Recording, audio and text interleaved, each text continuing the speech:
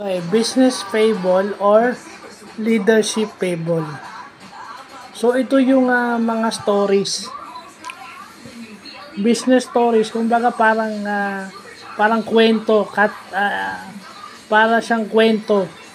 Okay, para siyang kwento na kung saan ang purpose nito is ma-improve yung organizational culture, ma-improve yung isang leader as a person kung paano siya magiging leader. So, kagaya nung na-vlog ko kanina, si Patrick Lencioni is a well-known business fable author.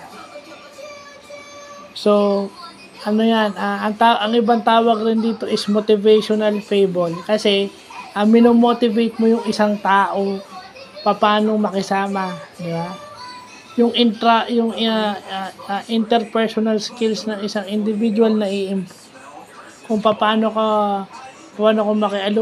magiging parte ng isang team para maging efficient ka sa work. So, yun yung sinasabing business fable, known also by the name motivational fable or business fiction.